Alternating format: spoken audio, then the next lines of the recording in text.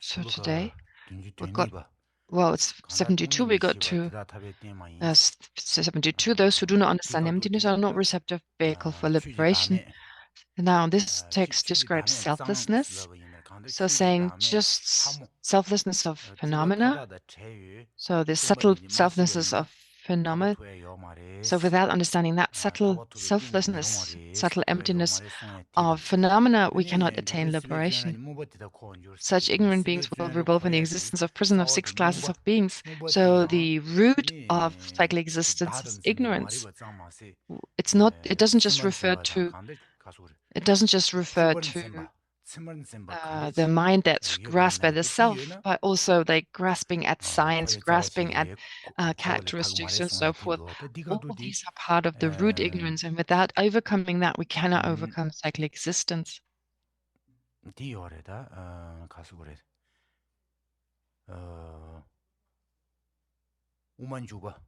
So in the entry into the middle way, in the first chapter, so there are three kind of reasonings. The three reasonings to establish why hearers and solitary realizers realize emptiness.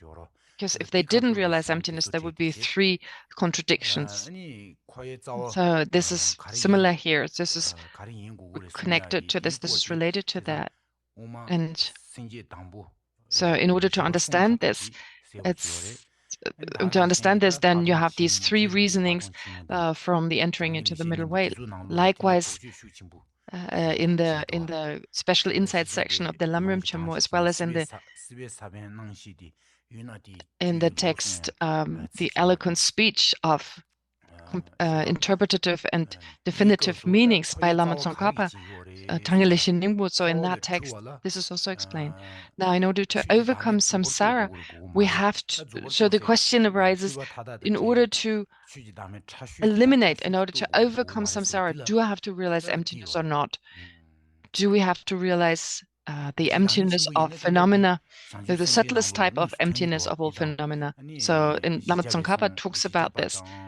So for instance, in Ayadeva's 400 verses and in the commentary by Chandakirti on the 400 verses, so that explains exactly what entering into the middle way, for instance, also explained. So it's not like Chandakirti gives a different explanation. So if it were different, then that would mean that one didn't have to realize the subtlest type of emptiness that is free from all mistaken appearances or all mistaken perceptions. So if there were a different explanation, then that could mean that you didn't have to realize emptiness to become liberated. However, that's not the case. Chandakirti explains it in entering into the way, and also in his commentary on the 400 verse in the same way. So anyway, when we say when we talk about emptiness, so there are different reasonings. For instance, the reasoning that something doesn't arise from a cause that is totally different, or from the same cause. It doesn't arise from both, or it doesn't arise without a cause. And then other reasonings, such as dependent origination. So all these are reasonings that establish the lack of inherent existence. And that's what we need to realize, because if we do that, then once we realize emptiness, we can also overcome the other afflictions. This is something we need to think about again and again. Now, when we say self-grasping, so what is the self-grasping? It's a mind that holds onto the true existence of the self. And this mind, the self-grasping mind, it then induces afflictions such as anger, aversion, and so forth. Attachment. So how does the mind that realizes emptiness actually harm these afflictions such as aversion and attachment? This is something we really need to think about. So in this verse that Rinpoche just read, so there are it's connected to a lot of other texts that we should analyze, we should investigate.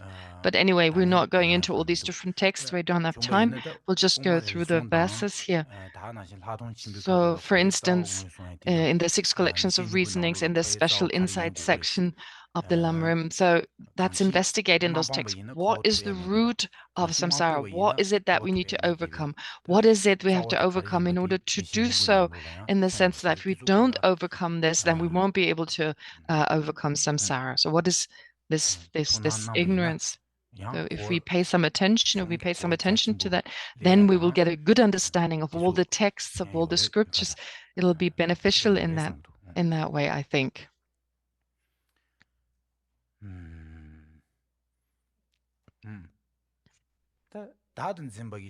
So this, how does attachment and aversion, how do they arise from self-grasping? How does self-grasping give rise? I would like to talk about this. So a little bit I've spoken about it. So for instance, when we say self-grasping,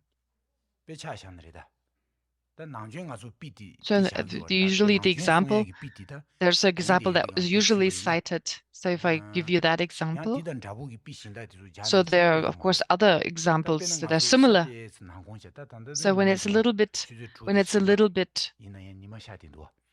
dark, so when it gets darker in the evening, so right now it's very light, but when when the light sort of fades in the evening, so when everything is, when it's nothing, when you can't really see clearly, not as clearly as you would see at midday, for instance. So when it's not totally dark, but you can't see clearly.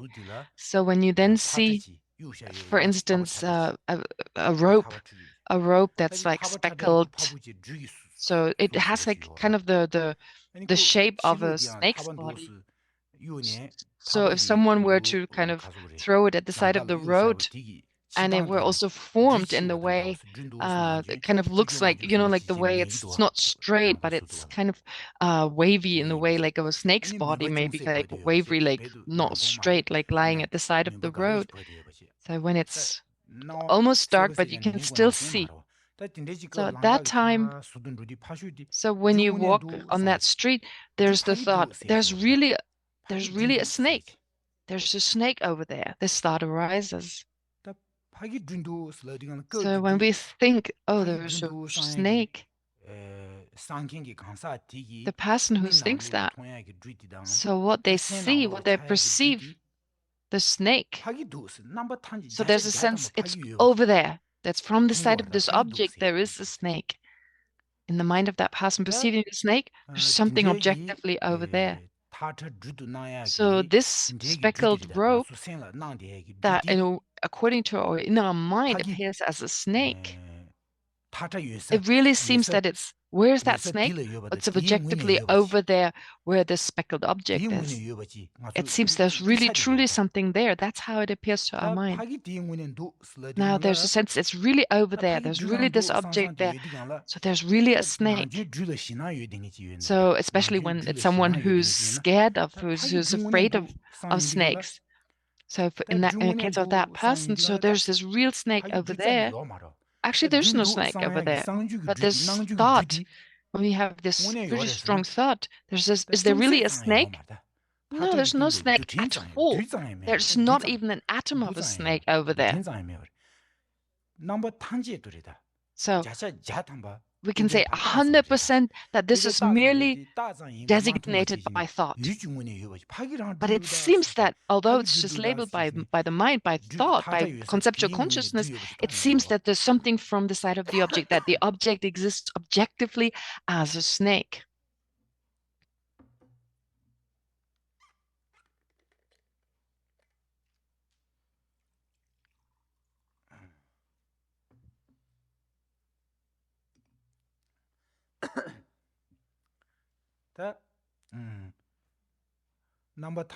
So the sense that it's 100% coming from the object, this snake, this is over there, that's the sense to the mind, as if it were existed from its own side. So it appears clearly to our mind, it appears directly to our mind.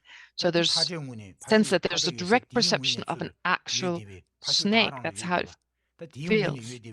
So as if it was really there, there's this snake there. Has nothing to do, there's no sense that my mind just fabricated that.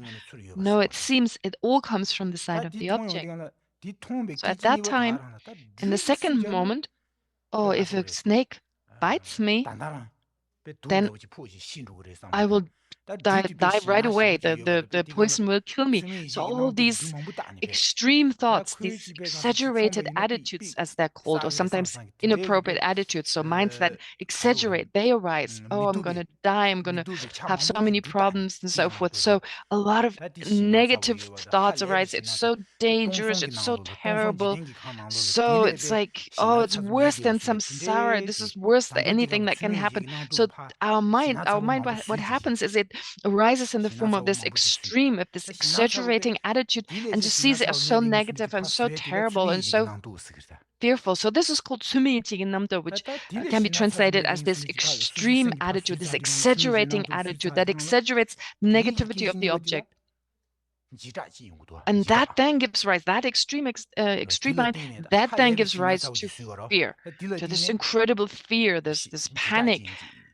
So this great panic arising, like, so you really, you feel real terror because of seeing this snake.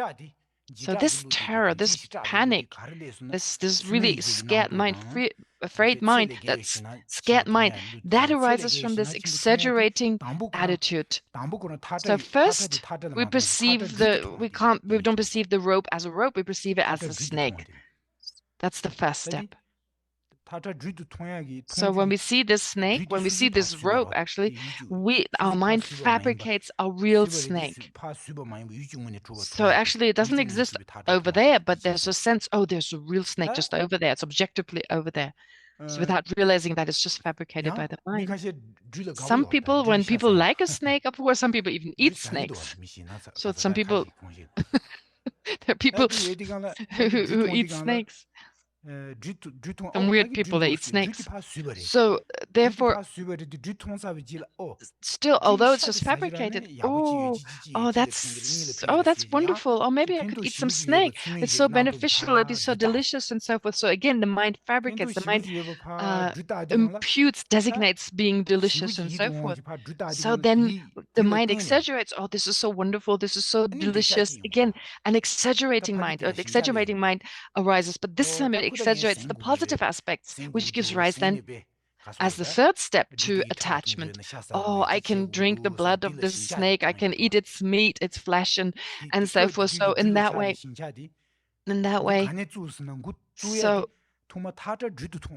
so where did it come from? It comes from the first step really was here, this misperception, that sense of like there's an objective snake over there. That was the first step, giving rise to the extreme attitude, and then to attachment. And sometimes people, they get angry. Some people get angry they have aversion towards snakes. So again, similar. They first see this, or what appears is this is this rope, or what's actually this rope, but on the basis of that, this misperception of a snake arises, and then this extreme attitude arises. This extreme attitude is generated that feels, oh, that's so terrible, that's such a horrible thing.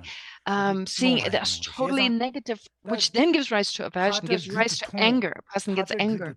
So in all these cases, the first step is perceiving this object over there. So basically, what's actually there is this rope, but this rope is perceived to be a real snake. It's fabricated. The mind labels snake and believes it to be objectively there. If I were to just see this, if we were to see the rope right from the beginning, then all these extreme minds, they don't arise. These exaggerating attitude and so forth, they don't arise. So as I said earlier, aversion and attachment in the case of the snake, they can only arise because there's this mind that fabricates this true existence. So perceiving there to be an objective snake, which then gives rise to the extreme attitude, and that extreme attitude then induces all the other afflictions. For some people, it's attachment. For some people, there's anger, sometimes arrogance. Oh, I don't need to be scared of some kind of snake. I'm so much stronger than the snake. So arrogance may also arise as a result of this scenario. So therefore, It's in all cases, the first step is, or the first mind that arises is this mind that fabricates or that feels there's a truly existent snake. But actually there's no snake at all. It's only created by the mind. The mind, it just appears to the mind. So there's not a single atom of a snake over there. So the mind just labeled it, and then that gave rise to this sense of an inherently existent snake. So this rope is not in any way, doesn't exist truly on the basis of this rope. Therefore, slyly. So this actually, in this way, it's the same that although to our mind there appears to be a self, so we label self, and based on that, we then come to believe that there's a truly existent I. But in the same way as there's no truly existent snake, in the case of the example, there's also no truly existent I. So just as the snake cannot be found in the case of the example, likewise the self cannot be found somewhere as part of the aggregates. In relation to the aggregates, it cannot be found. So these two examples are similar in that just as there's no snake, likewise, that exists beyond being merely labeled. There's no I that exists beyond being labeled. So this is very beautiful, this example. But here it's important that it's a little bit, it's like when it's not very clear, when it's not very light. At that time, we have this perception of the snake. So this is similar in our case here. This kind of slight darkness is like it's our ignorance. It's like our ignorance. It's like this darkness, if you like, or the confusion of our ignorance, of not seeing things clearly. In the same way as this, in the case of the example, this slight darkness affects our perception. So our ignorance also affects our perception. So in that way, they're similar. There's similarities. There's similarities between the example and that which the examples describe. Now, in the case of the snake, not only do we have ignorance,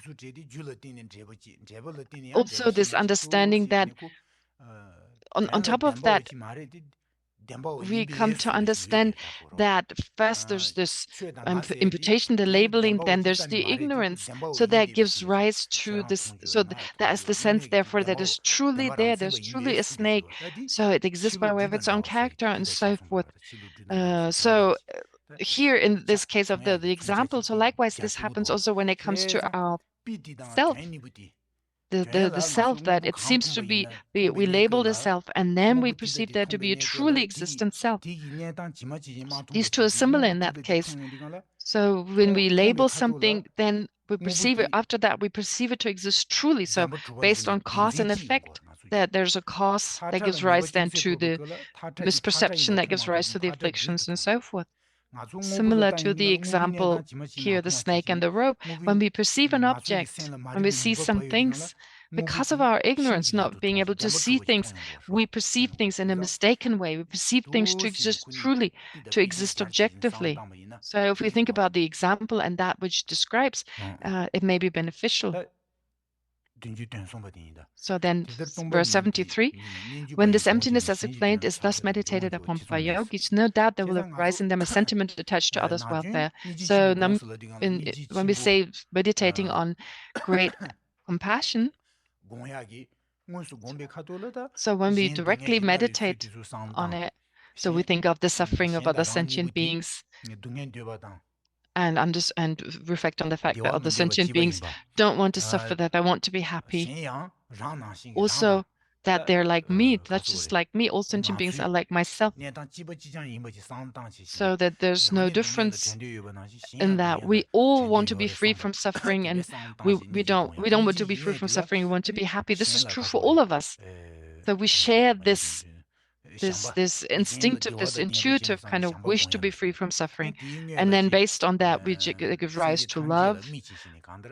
Then well, first we have this love, then so depending on which technique we follow, well, actually, whether we consider all sentient beings, well, we have this, we practice the 7 causes, the 6 causes on one effect, or equalizing, exchanging self with others, whichever technique we follow. First, so we don't perceive sentient beings as totally disconnected to us.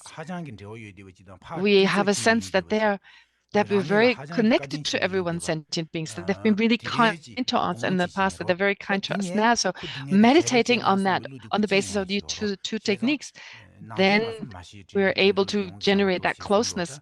So, for instance, we talk about recognizing all sentient beings having been our mother, then recognizing that kindness, wanting to repay that kindness, and so forth.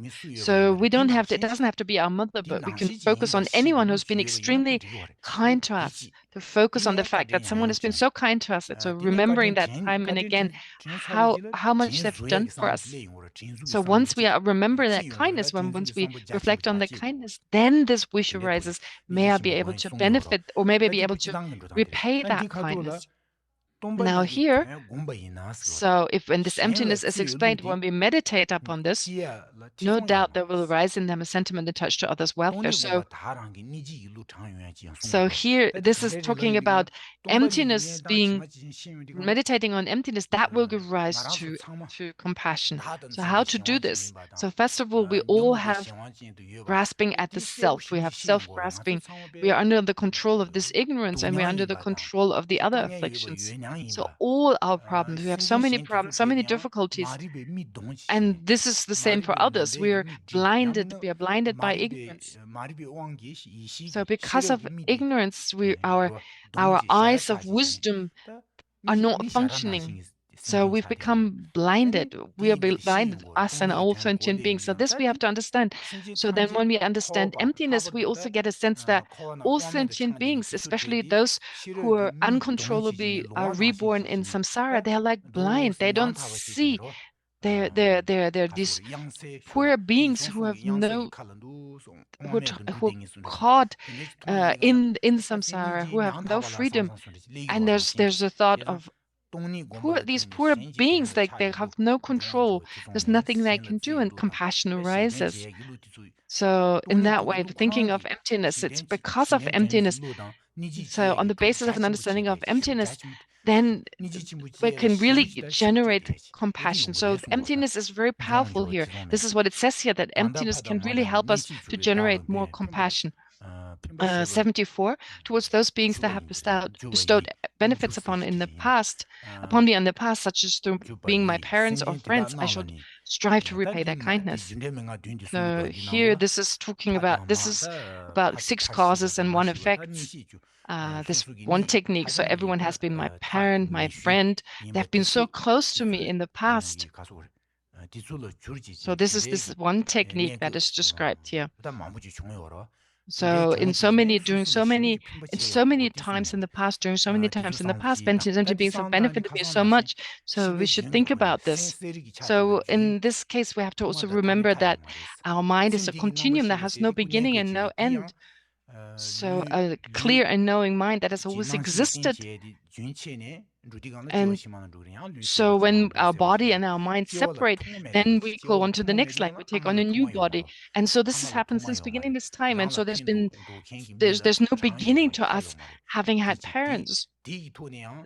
Therefore, there's no limit to the number of parents we've had. And we've always been close to all sentient beings. We've never been separated from sentient beings. Also, so everything, even in the present, everything we have right now comes from other sentient beings. Our education, our health, the food we get every day, our physical well-being, the place we stay at, our house, our food, everything comes from other sentient beings. Even our life is dependent on other sentient beings, their kindness, their love, and so forth. So if we didn't have any if we didn't have any faith in others, if we didn't trust others, if we didn't have any connection with others, we wouldn't have a life. We wouldn't be able to, we wouldn't live. We wouldn't be able to survive. So if I were to not trust anyone, I didn't want to be with other people, then I'd really have a problem. I mean, there's so many sentient beings. There are 8 billion people on this planet. So if I were to just live on my own, it'd be difficult. If I were to think like I was totally like in some kind of isolated place where there are no sentient beings, I wouldn't survive. So to reflect on the fact, without others, I couldn't be here. So if there weren't like if there weren't like a place I couldn't have anywhere to sleep, so I need a place to sleep, I need the sun, I need oxygen, so I need all these objects, I need the 4 elements. These are definitely needs, but more than that, more than the 4 elements, I need sentient beings, all sentient beings. So it's actually the foundation from where everything comes. They're like a wish fulfilling jewel in that I get everything from sentient beings. So this is always the case. I always have to rely on sentient beings. I have to rely on society. Look at this around this building we're in right now. Everything comes from other sentient beings. So there's a fan. So there's a way to cool us down. So who made this fan? So people, there's a factory that created it. There were people who designed it. There are people who put it together, the parts, and created the parts. So there's so many people involved just so many people involved in the process of just making a fan. So, and then we should also reflect on past lives. We have had so many relationships, different relationships. Everyone has been related to us. They have been our parents, have been so close to us at some point. So all sentient beings, here sentient beings, we're talking about society in the sense of the community of all living beings. So actually, when we compare the kindness of our mother in this life, sentient beings have been much, much kinder. So 75, to those beings that are being scorched by the fire of afflictions and existence prisons. So here, this has only 3 lines in Tibetan. In Tibetan has only 3. So it doesn't always have to be 4 lines. So actually, sometimes it's not necessary to always put 4 lines together, because sometimes they're unrelated. Sometimes there may just be 3. So anyway, we need to think of all sentient beings having been so kind to us, how their kindness, wanting to repay the kindness and so forth. So just as I have given them sufferings in the past, it's befitting today that I give them happiness. So far, I've just given problems to people. So we've lived in samsara for so long due to our self-centeredness. I need this, I don't need that, and so forth. I've created problems to others. I've harmed sentient beings. So from now on, I should start to give them happiness. So first of all, having the thought, may they be happy, may they have happiness, and then act accordingly. So to work towards this. So our attitude should be such that we want them to be happy, and our actions should be based on that attitude.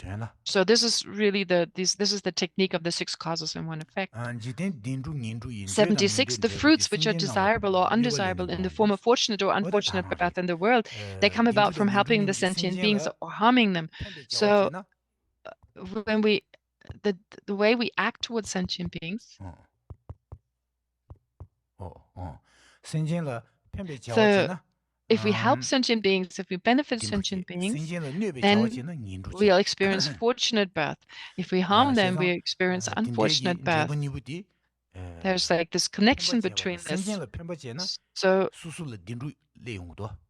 when we benefit sentient beings, we'll find happiness. If we harm sentient beings, we also experience harm.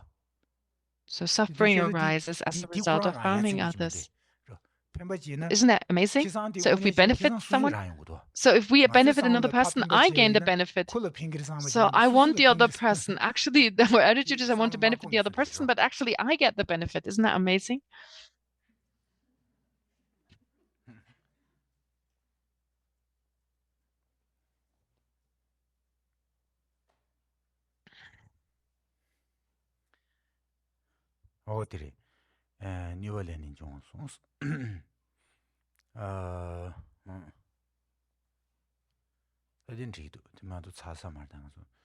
So I won't be able to finish. She says, 77, if by relying upon the sentient beings, the unexcelled state of Buddhahood is brought about. So what is astonishing about the fact that whatever prosperities there are in the gods and humans, so here when we talk about gods and so forth, here Tsangpa, or we have to read the rest. So Brahma, Indra, and Rudra, and so forth. So 77 and 78 are connected. So such as those enjoyed by Brahma, Indra, and Rudra. These are like the gods that are described in India, and the worldly guardians of the world. There's nothing in this triple world system that is not brought forth by helping others. So in this world, therefore, in samsara, there are these beings who have great power. So there are humans, but also celestial beings such as Brahma, Indra, and so forth. So all these beings, so whatever, so there's nothing in this triple world system that is not brought forth by helping others. So when we benefit others, if we generate that closeness towards sentient beings, if we consider other sentient beings as our life, if we respect others, consider them to be precious, rely on them, but have this closeness and have a sense, the community of sentient beings is so precious, and if we generate love and compassion and forbearance and so forth, if we do such, so really having this love and compassion for other sentient beings, then in the end, ultimately, we will also reach Buddhahood. If we can achieve that, so no matter what enjoyments there are, like human or celestial enjoyments, so such as being Brahma, Indra, or Rudra, so if we just have a little bit, so if we have a little bit, like the attitude of our attitude, we have the attitude bit in others, we can also reach these states. We will be reborn as gods and humans. That will be possible. So there's no reason why we shouldn't be. So if we can become fully enlightened by benefiting others, we can definitely achieve these higher states in samsara. So becoming powerful celestial beings or humans and so forth. So there's nothing astonishing about this. So if we can even attain Buddhahood, independence, by relying upon sentient beings, there's nothing astonishing about the fact that we can take on these great states. Then 79, as hell beings, as animals, and as hungry ghosts, the different kinds of suffering. So this explains this more clearly. Hell beings, animals, and hungry ghosts have so many different kinds of sufferings. So where do they come from? So before we were sentient, we were reborn in one of these negative states. We've harmed sentient beings. We're only reborn there because of harming others. Hunger, thirst, and attacking each other, and the agony of being tormented, which are difficult to avert and unending. These are the fruits of harming others. So, for instance, hunger and thirst, that's the preta suffering, or the hungry ghost suffering, attacking each other. That's humans attack each other. Sorry, animals attack each other. So hunger and thirst, that is the suffering typical for the hungry ghosts. Attacking each other, that's typical for animals. So sometimes birds and so forth. So for instance, birds, they eat worms. They feed their offspring by killing worms. So for instance, so there's some birds, for instance, eagles or other types of huge birds that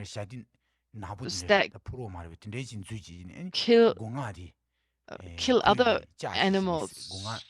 So they kill, for instance, they steal the eggs from other birds and suck out these eggs to feed their own offspring. So they seem to be really clever, actually. The offspring is really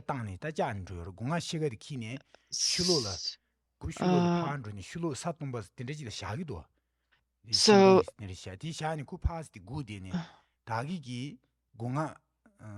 sometimes these birds, they seem to be very clever. They put the eggs somewhere else. I think that's what Rinpoche is explaining, that there are these really clever birds that put their eggs somewhere else because they know someone else will come in and steal them. So they're really, really clever the way they deal with the eggs and the offspring and so forth. Anyway, so that's what animals do. They attack each other, and the agony of being tormented and so forth. Then 81, just as there's Buddhahood and awakening mind and the fortunate birth on the one hand and the unfortunate birth on the other, know that the karmic fruition of being two is twofold. So here, when it comes to the result here, when we accumulate virtue, when we accumulate something positive, so then the result is something positive.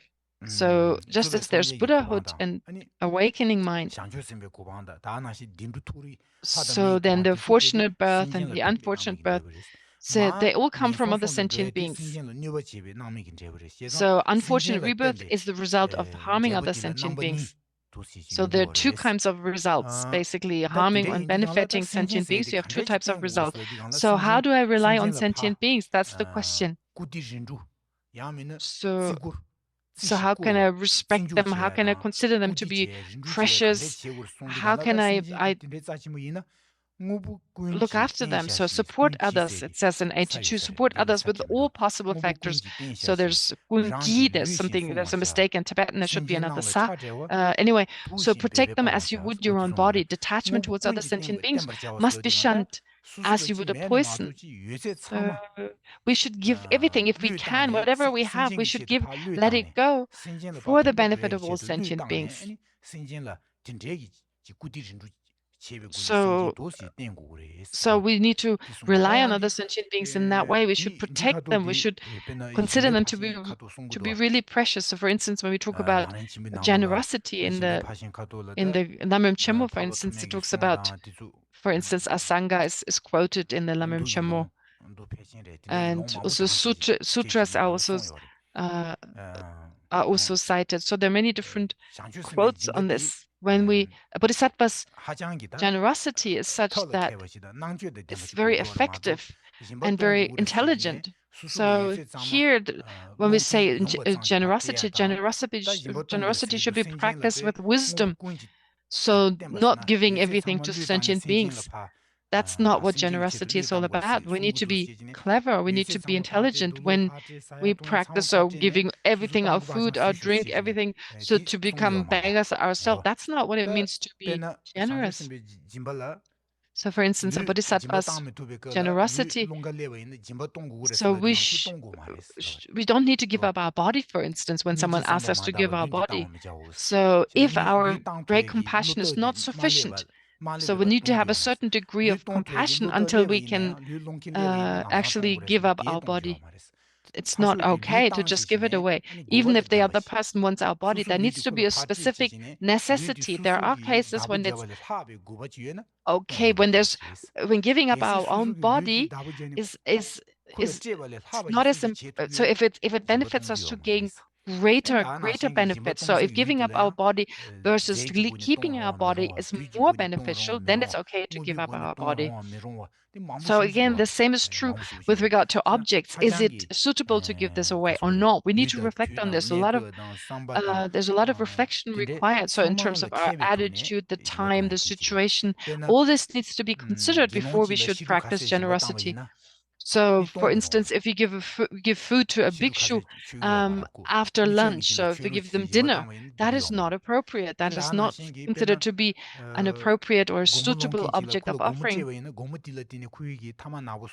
So, if you give someone who's a drug addict, give them money, then again, it's not appropriate. It's not an appropriate type of generosity because they continue with their habit. In that way, it's important to understand the situation when we give something, to give something that is appropriate, that's really beneficial. So if we have a lot of things, then of course we can give, but so anyway, whatever we give, if we can give, it should be given with intelligence, and it's in order to benefit other sentient beings. So if we don't So we shouldn't let go sentient beings. We should consider sentient being as really close. But detachment is not the right kind of attitude. We should feel we should protect them, and detachment is like poison. Because of their detachment, did not the disciples attain lesser awakening? So if we don't see sentient beings, if we don't have that strong feeling towards sentient beings, then there's a lesser awakening. So we have to consider sentient beings to be more important than ourselves. If we don't have that attitude, then even the awakening, even that kind of goal, the liberation we attain, is a lesser kind of. But if we never abandon sentient beings, if we feel very close towards them, consider them to be extremely important, then the fully awakened state of a Buddha is attained. That's when one considers the occurrence of the fruits of beneficial and non-beneficial deeds. How can anyone remain even for an instant attached only to one's own welfare? So when we think about this, it's how do we benefit from this? How do others benefit? So if we benefit others, how does it benefit us? When we harm others, how does it harm us? If we really understand that. So in one moment, if I have just for 1 second the thought, may all sentient beings find happiness, just that short moment of having this thought. So the merit of that is limitless. Why?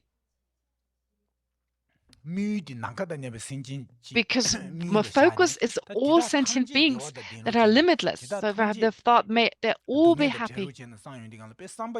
May they be free from suffering. It's such an expansive thought that is as expansive as space. It's as limitless as space because it's focusing on limitless sentient beings. And what is this? Whose kindness is that? It's other sentient beings. It's just through their existence that they give us the opportunity to have these beneficial thoughts. So when we benefit them, we should benefit them in an expansive way. If we understand that, if we really understand that, then just 1 second, if we let go of all sentient beings and just selfish, then it's impossible to do. If we think about it, it really benefits. It only harms us if we just totally let go of sentient beings and just act for our own benefit. So it's important to accumulate so much merit in each moment. It's just therefore even a short merit is so important. So therefore we shouldn't give this up, this opportunity.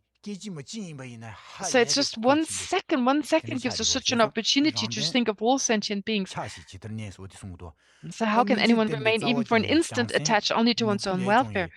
85, rooted firmly because of compassion and rising from the shoot of awakening mind. The true awakening, that is the sole fruit of altruism. This is the conqueror's children cultivate. So the conqueror's children, the bodhisattvas, it's compassion. That is the kind of root. That is the root cause of the awakening mind. It's kind of like the shoot of the awakening mind. So independent on compassion, then the awakening mind arises, bodhicitta arises. So once we have the awakening mind, we have bodhicitta, then that's the sole fruit of altruism. So then for the benefit of others, we will work towards becoming a Buddha. So therefore, that's what the bodhisattvas aim, that they aim towards the benefit of all sentient beings. And on the basis of that, wanting to benefit sentient beings, Buddhahood is achieved. 86, when through practice it becomes firm, then alarmed by other sufferings, the bodhisattvas renounce the bliss of concentration and plunge even to the depth of relentless hells. So this is really showing this incredible determination of bodhisattvas.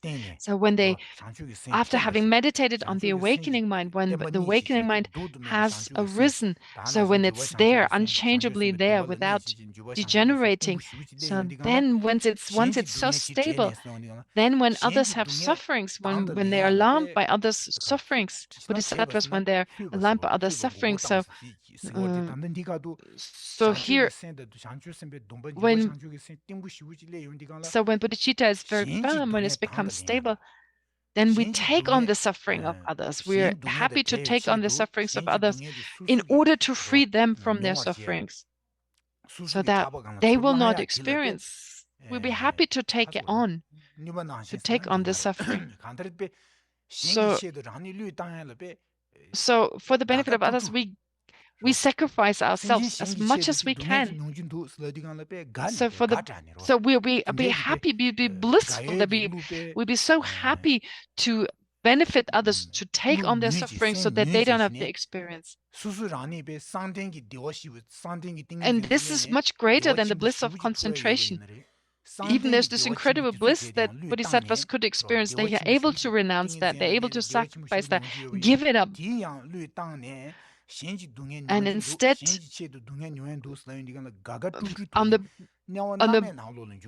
we plunge even to the depth of the relentless hell. So like that's the worst kind of hell. So on the basis of wanting to take on the suffering of other sentient beings, we would give up. A bodhisattva would give up the greatest bliss just to be able to experience suffering in the place of someone else. So even the suffering of the relentless hell. So that's the kind of attitude bodhisattvas develop on the basis of their awakening mind.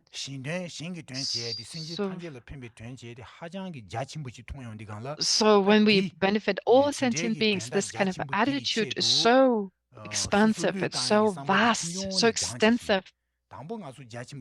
So first, we can't have these vast thoughts. We can't think of all sentient beings. So when we clean, for instance, we can have the attitude for all sentient beings. It's actually difficult first.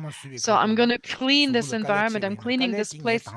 So actually, we can start off like that. I'm cleaning, I'm sweeping the ground for the benefit of all sentient beings. That's how we can start. So may this act of sweeping the ground, may this be of the benefit of all sentient beings. So we can expand it from there. We can extend it from there. So incredible inner strength arises, and courage arises when we do this. So eventually there's a sense for the benefit of all sentient beings, I'll work hard. It doesn't matter how hard. In the beginning, just sweeping a ground, this hardship of sweeping, of cleaning is done for the benefit of other sentient beings. But later on, I can do even more difficult tasks. I can do all sorts of things just for the benefit of sentient beings. So there's no sense of like harm, or there's no sense of toil in that moment. It doesn't feel like hardship when I do it for the benefit of other sentient beings. It's not felt as if like we're suffering. I'm not suffering because I'm working for the benefit of sentient beings. It's not seen as hardship. So the example is this, for instance. So if some people who are very patriotic, so they're always working for their own country. So a soldier, for instance, who's very patriotic, they go to war for their country. So that's seen as something magnificent. It's seen as something important. So even if they lose their limbs, lose their arms because of a bomb, for instance, they lose their arms and legs. So actually, that's an incredible problem if you think about it. But they did it for their country. So when they come back and they're considered to be, they have a sense, I did this for my country. I sacrificed my arms and my legs when they were torn off by a bomb. So there's no sense. For some people, it's like, it's okay. I've done my very best. There's no regret. So they like it. They feel proud of what they've done, of their achievement. They don't consider that to be a problem. They don't consider this to be a hardship. They did it for their country. So similarly here, when you're so patriotic and you do this for your country and you're able to sacrifice everything, you don't see it as hardship. It's seen as something precious, as something magnificent that we like. I mean, they like it even, that they've been able to do this, that they had the opportunity to do this for their country. So it's some kind of pride. You did it for others. You did it for your country. So likewise here, taking this as an example, we're doing this for the benefit of all sentient beings. All humans in this world, but not just all humans, but for all living beings of the world, of the universe. That's why we're doing this. So we're doing this for all sentient beings. That's why when the Buddha gave us advice, he said that so if it's just if we consider something as important, so if we consider one particular entity, so in this case ourselves, to be extremely important, then whatever we do will be mistaken. But if instead we don't just focus on one living being, but all sentient beings So if we work, if we don't harm others and we benefit other sentient beings, then everything we do, it will be non-contradictory. It will be in accordance with reality if we act like that. That's what the Buddha said. So if we think of all sentient beings, then we are not in contradiction. We don't contradict reality. So if we just think of ourselves and consider ourselves to be most important, well, it benefits me and other sentient beings it may harm, but I don't care. So if we just focus on ourselves, so it will help my country, or it will help my race, or will help. So it just help my community. It helps my community, but it harms everyone else. I don't care. That attitude that is partial. If we distinguish between sentient beings, then we will also not live in harmony. So basically, the harmony of society is disrupted. So if we just think of ourselves, the harmony of society is disrupted. The society, and also when we think of just certain groups, then society can't live together in harmony. That leads to a lot of conflict. So it ends up that we build a lot of atomic bombs, that different countries create all these or produce all these atomic bombs or nuclear weapons. Why? Because the thought is like, I will destroy those to protect myself. That's the kind of attitude. So this is just in terms of like this my country versus others' country, that kind of attitude. There's a difference between these attitudes. So the great bodhisattvas, they even let go of the bliss of concentration for the benefit of the sentient beings. Whatever suffering they have to experience, it doesn't matter. Even if they have to plunge into the depth of relentless hell, or the relentless hells, they'll do so with joy. They do so with happiness. So for the benefit of all sentient beings. This is indeed amazing, praiseworthy it is. This is the excellent way of the sublime, that they will give away their own flesh, and wealth is not surprising at all. So this is so amazing. So there's nothing greater than the conduct of a bodhisattva. So this is what the wise beings, this is the conduct of a wise person. It's amazing, praiseworthy, and so forth. So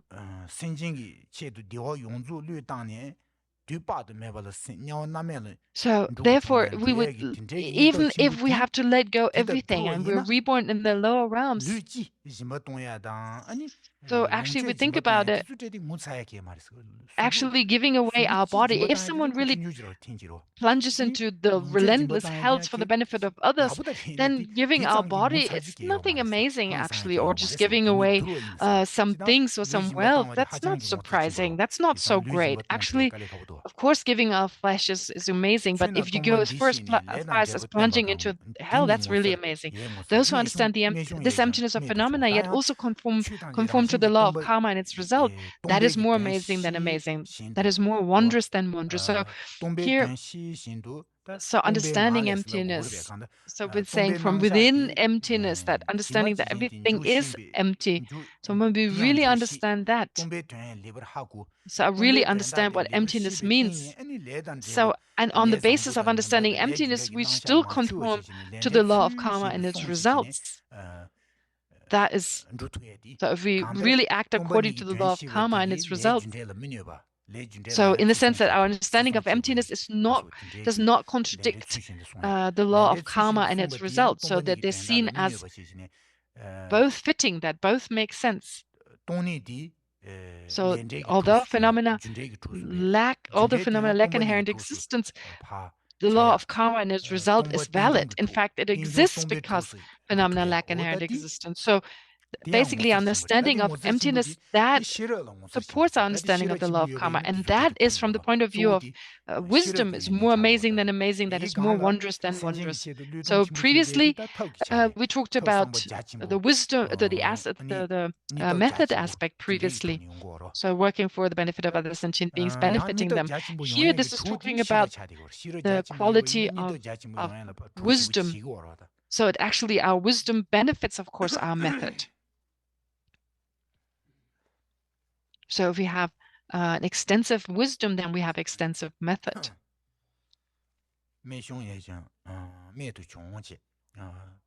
That was 88. 89. Those who wish to save sentient beings, even if they're reborn in the mayas of existence, they're not sullied by the stains of its events, just like the petals of a lotus born in a lake. So a bodhisattva, they are reborn in samsara for the benefit of all sentient beings. So they're reborn in the mayas of existence, but they're not sullied by the states, by the afflictions. They're just like a petals of a lotus born in a lake. The reason is given in 90. Though bodhisattvas such as Samantabhadra have burned the wood of afflictions with the wisdom fire of emptiness, they still remain moistened by compassion.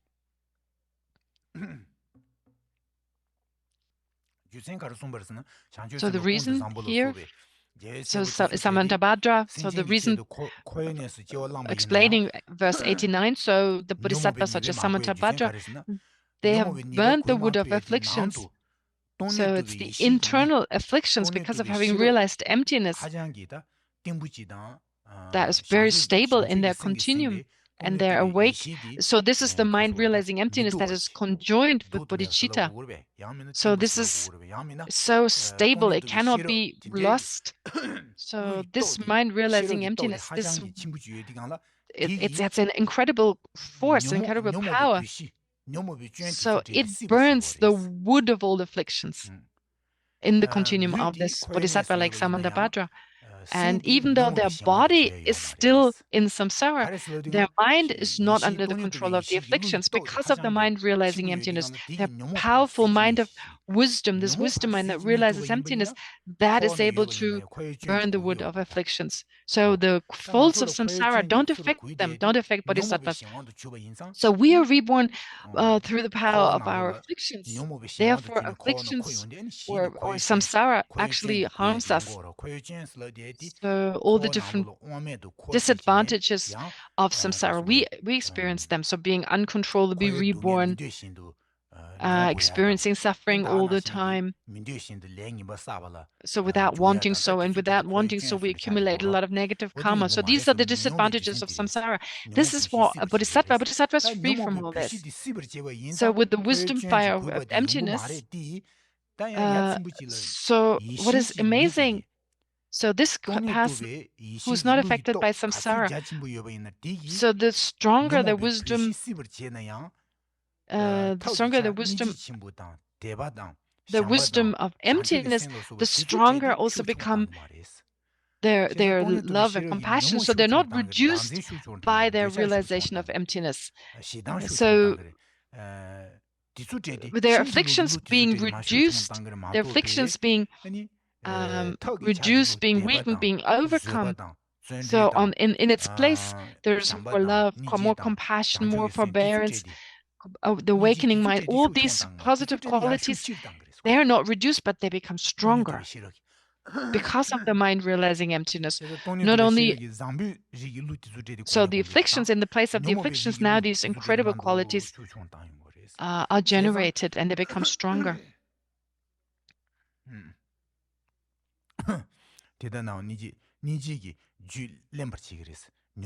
So it's therefore they still remain moistened by compassion, it says here. So it increases their compassion. So those under the power of compassion, so this is saying, talks about Buddha himself display acts of departing, birth and merriment. So renouncing kingdom, engaging in ascetic penance, great awakening, and defeating the maras. So it's all for the sentient beings, for the benefit of sentient beings. So renouncing kingdoms and so forth, and also the 10 enlightened, the Pachuni. So the 12 enlightened activities of a Buddha. So coming down from Ganden, the Tushita, from Tushita, being born in the mother's womb, then enjoying the life of a king, then leaving the kingdom behind and engaging in ascetic practices and so forth. So all this here, renouncing kingdom, engaging in ascetic penance, great awakening, and defeating the maras, turning the wheel of dharma, entering the realm of all gods, and likewise display the act of going beyond the bounds of sorrow. So this describes these describe the 12 enlightened deeds of a bodhisattva. So this is all done through the power of compassion. So here they display the act of departing. Those describe departing from Bodhicitta and so forth. So these describe those 12 deeds of a bodhisattva, of a Buddha, of a wheel-turning Buddha. Then in verse 93, in guises of Brahma, Indra, and Vishnu, and that of fierce Rudra forms, they perform the compassionate dance with acts bringing peace to the beings. So here it probably means so Rudra, so the fierce Rudra forms. Rinpoche talked about this word here in Tibetan. Anyway, they perform the compassionate dance with acts bringing peace to beings. So when the Buddha may manifest, may emanate as Brahma, Indra, and so forth, and bring benefit to others. So it's this compassionate dance. So when the Buddha acts, so when we say Brahma, Indra, and Vishnu, so does this mean that these celestial beings are actually emanations of the Buddha, or does the Buddha manifest somewhere else? So Brahma, Indra, and Vishnu are ordinary beings, or they're samsaric beings somewhere in their realms, and the Buddha manifests as Brahma, Indra, and Vishnu. That needs to be analyzed. Anyway, so these emanations of Brahma and so forth, it benefits limitless sentient beings. So the Buddha has this power, has this ability to do so because of the great prayers the Buddha has previously made and the virtue he has accumulated. So it's important, therefore, and that's if there's not enough virtue, then or not enough positive karma that had been accumulated, they won't be able to engage in these actions. So this incredible merit had to be accumulated first.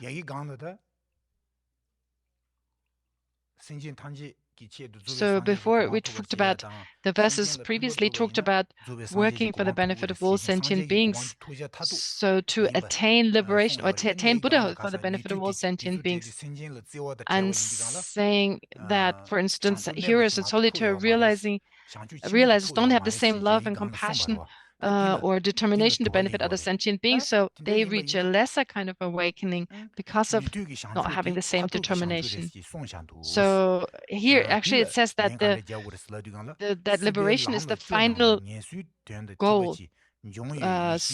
So here, with regard to this particular view, 94 is given.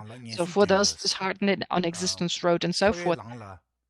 So they're disheartened by samsara. So they're disheartened, they're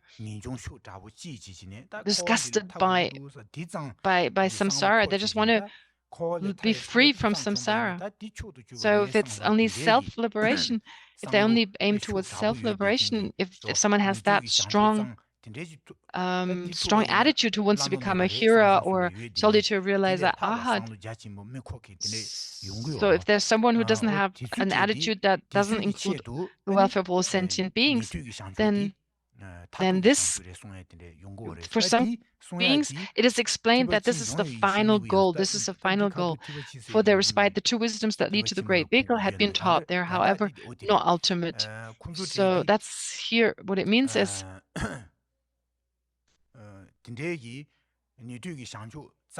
so when we talk about self-liberation, so the hero result of self-liberation, and if we compare the two wisdoms, that of a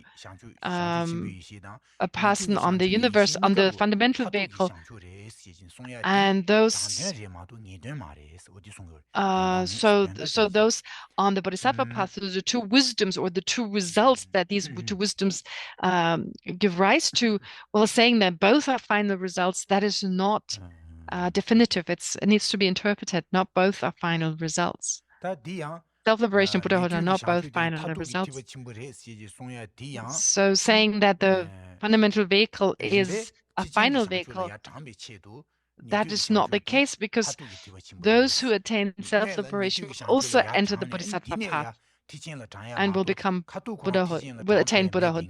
But there are some who first become self-liberated and then enter the universal vehicle. So this is the reason why I was taught for those beings who are not ready now to enter the universal vehicle path. So for those beings, the Buddha taught that there's another vehicle that he described as an ultimate vehicle, while it is not. So this is described. 95 it goes on to say, so long not exalted by the Buddha, so long the disciples will remain in a bodily state of wisdom, swooned and intoxicated by absorption. So here's talking about disciples here are arhats. So long not exalted by the Buddhas. So, for instance, a hero who's attained the state of self-liberation. So once they've reached that state of liberation, so having eliminated, having attained the pacification of all afflictions, of all suffering, so they are absorbed in this meditative equipoise that's just absorbed in that cessation. So for many, many lifetimes, for many eons, they may remain in that absorption of this concentration. So they're like this concentration that is so deep that they remain in that, just focusing on their cessation of suffering. So being in that state of wisdom, so that's possible for some hearers who become self-liberated. So how can they become exalted to enter the Mahayana path? Well, when exalted, then in diverse forms they become attached to others' welfare, and if they gather stores of merit and wisdom, they will attain the Buddha's full awakening. So first they have this attachment to this, or not attachment, but they remain in this absorption. But then they're exalted by the Buddhas. So from that point of view, remaining in that state of self-liberation for a long time, it seems to be a final vehicle, but it's not. At the end, the Buddha will basically awake them from this absorption when they become self-liberated, so that they arise from that absorption, and then based on the explanation by the Buddha, then, or the inspiration by the Buddha manifests different aspects, kind of. So basically the Buddha inspires them to arise from the concentration. So then they have no body. They don't have a body when they arise from that concentration, because they've overcome afflictions. So there's no coarse body, and there's nothing. They need a body now to benefit other sentient beings. So there's a body that arises, like a mental body is manifested. And this mental body, on that basis, they then benefit other sentient beings. They gather the stores of merit and wisdom on the basis of this body. So this is talking about bodhisattva, self-liberated beings who remain in the state of self-liberation, totally focused on their cessations for many, many eons. And then when they are inspired by the Buddhas, when they're exhorted by the Buddhas to arise, then they emanate this mental body, which serves as a body on the basis of which they can accumulate merit and wisdom and work for the benefit of other sentient beings. So this kind of body, it gathers, as it says here, stores of merit and wisdom, and they will attain the Buddha's full awakening. So because the propensities for the two obscurations exist, so here it talks about how do you generate this mental body. So you have the imprints here. So the propensities for the two obscurations. So these imprints are referred to as seeds of existence. From the meeting of the seeds with conditions, the shoot of cyclic existence is produced. So here we talk about, actually here, Nigepacha, it doesn't make sense.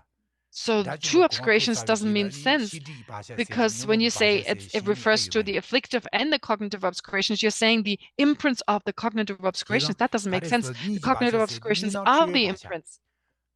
So here, ni probably means the propensities for the dualistic appearance. So here, two doesn't mean two obscurations, but it means two here means the appearance of inherent existence. So the propensities for the existence, for the appearance of inherent existence, that dualistic appearance, that comes from the imprints. So I think so. That's Rinpoche says here. It should be obscurations, but it should be the dual appearance.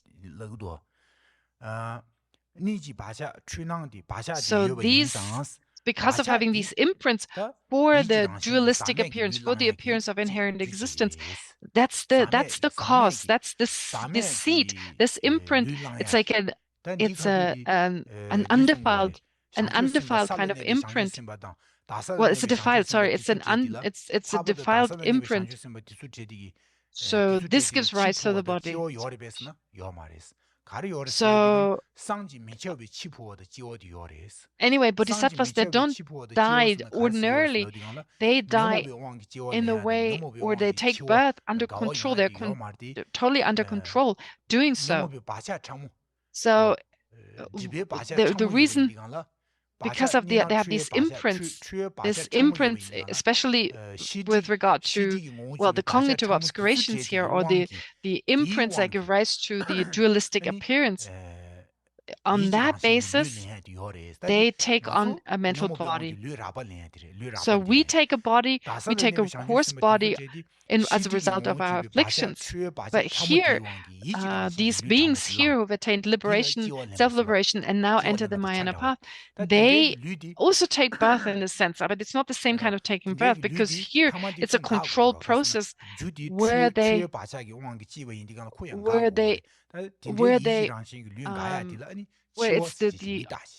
the obscuration, the cognitive obscurations give rise to this body, and that also needs to be left behind in the end, because it's an imprint. It's something that needs to be overcome, eventually overcome. So therefore, this is also not the final goal. That kind of mental body. It's not a totally pure body.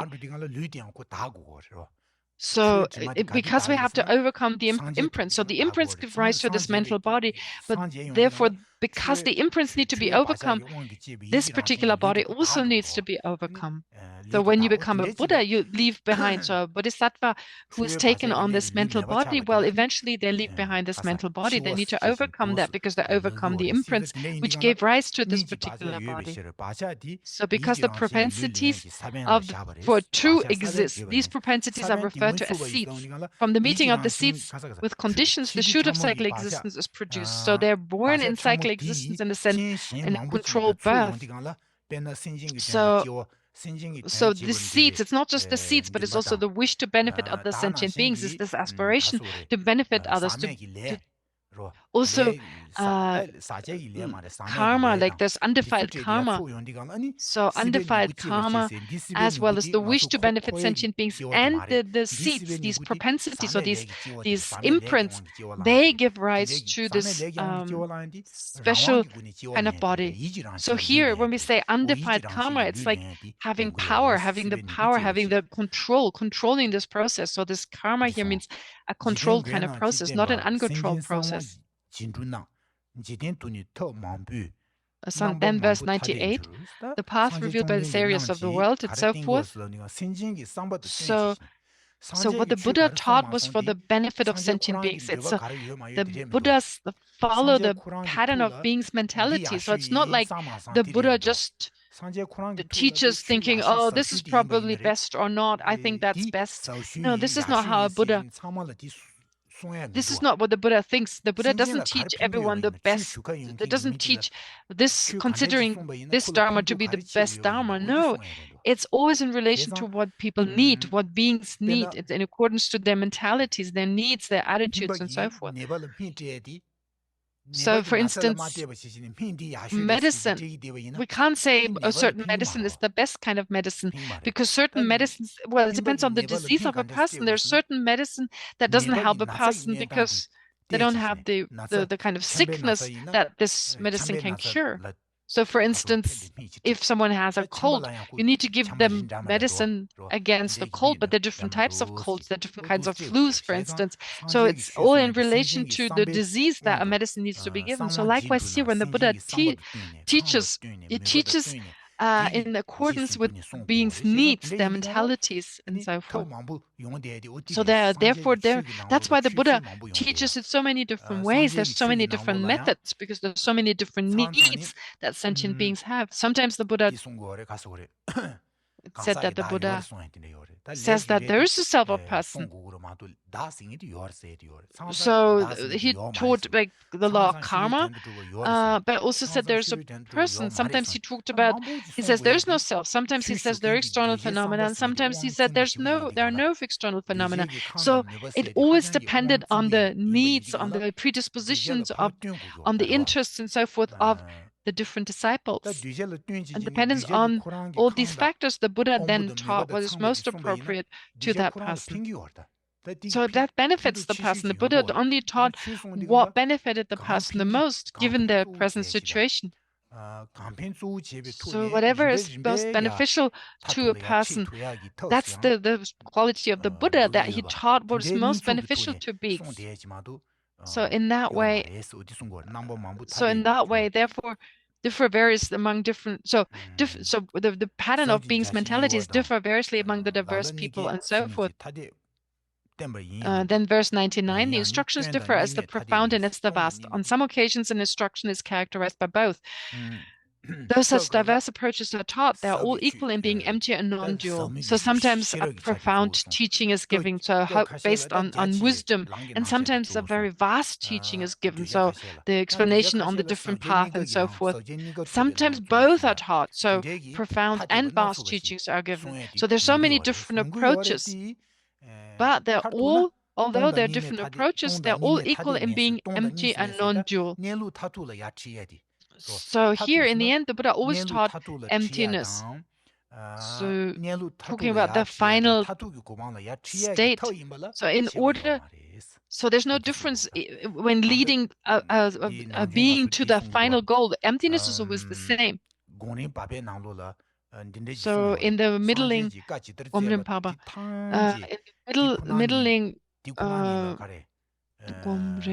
middling stages of the of meditation, it is said, it talks about, it all comes down to suchness. It all comes down to suchness. So basically, everything the Buddha taught is to lead sentient beings to lead sentient beings to the final suchness. So either directly or indirectly, the Buddha basically always taught to lead sentient beings to understanding emptiness. And then verse 100. Oh no. So basically, the hero self-liberation is not the final goal. So the final goal is Buddhahood. That is the ultimate goal. So, verse 100, the retention powers and the bodhisattva levels, as well as the perfection of the Buddhas. The omniscient ones taught these to be as aspects of the awakening mind.